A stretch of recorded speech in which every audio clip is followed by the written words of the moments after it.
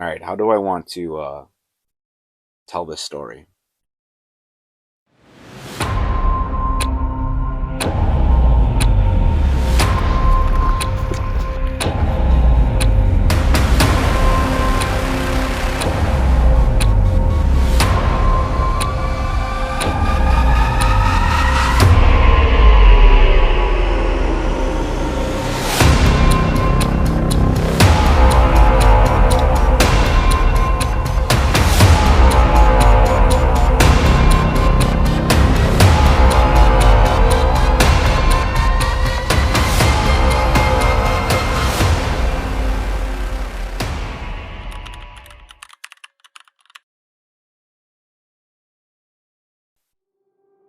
There's something really strange about new experiences.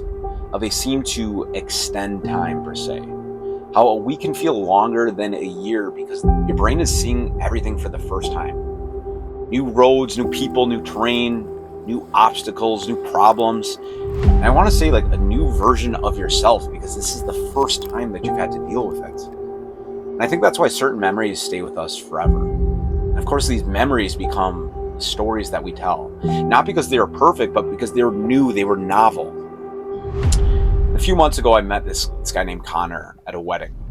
Our significant others had kind of forced this match because of our similar interest, love, and obsession over bow hunting and whitetails.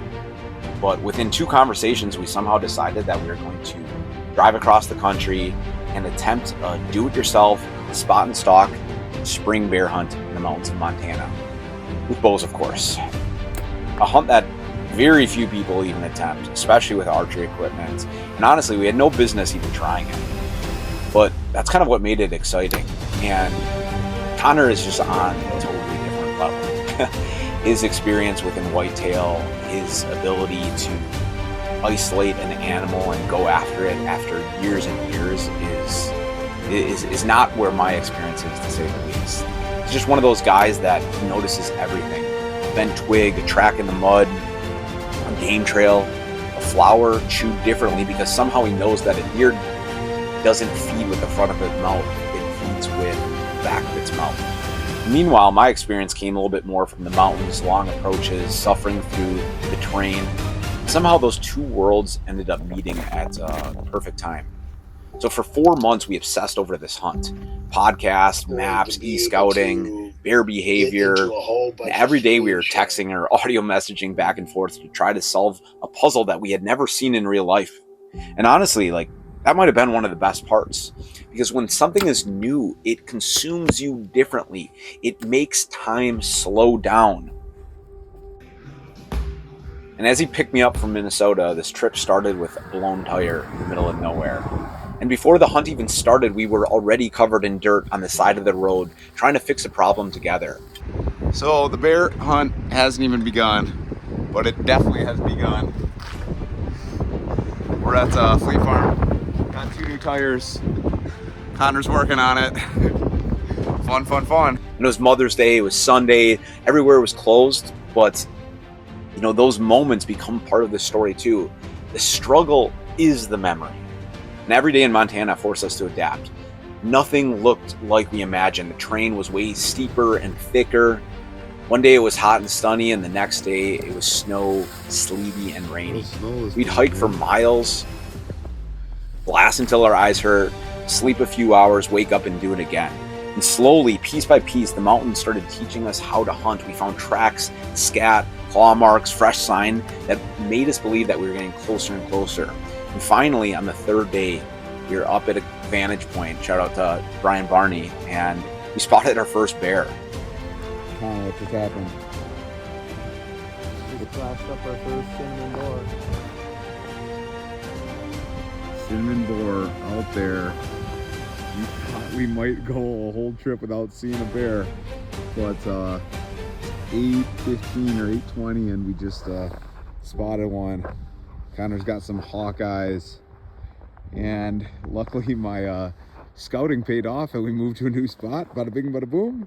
And suddenly this thing that we had only imagined for several months finally became a reality, and we had this sigh of relief. And we ended up relocating the bear the next morning and, trying to make a play, but realized that the terrain was too steep.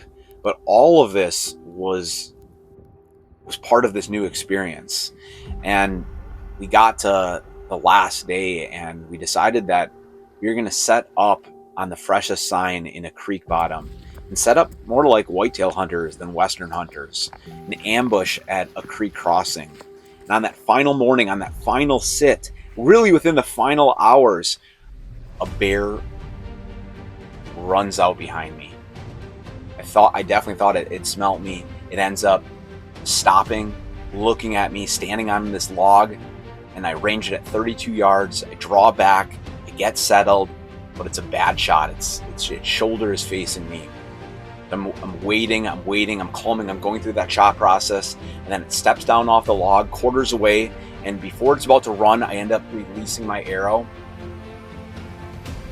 And as I watched that arrow go, I heard it hit a branch, and the arrow fly off into the rocks behind it and explode. I watched the bear run up the mountain. I start ripping on the fawn distress call, the quota call, trying to get it turned around. It looks back at me, but it's behind a tree. It ends up running up further, and I just watch the thing disappear. And in that moment, I was just like in disbelief. I was devastated. I felt embarrassed. I felt like I had failed. I had the opportunity, the bow range opportunity on the bear after 7 days of work, and I failed. And I felt like I had let my partner down. All that planning, all the miles, all the sleepless nights, and that just it really hurt. And a few moments later, Connor comes in and he's asking me what happened as he heard the call. And I didn't even want to speak to him, but somewhere on the drive home, I realized something. And the reason that this trip mattered so much wasn't because of the outcome. It was because that everything that we experienced was new. And new experiences just leave marks on you differently. New friendship, new landscape, new kind of failure. And those things just change you. I think that's why hunting means so much to me. Not because success is guaranteed, but because it isn't. You can prepare, you can study, you can train, you can do everything right and still come home empty-handed. But sometimes the experience gives you something bigger than the outcome ever could. And a few years from now, I probably won't remember hiking every mile.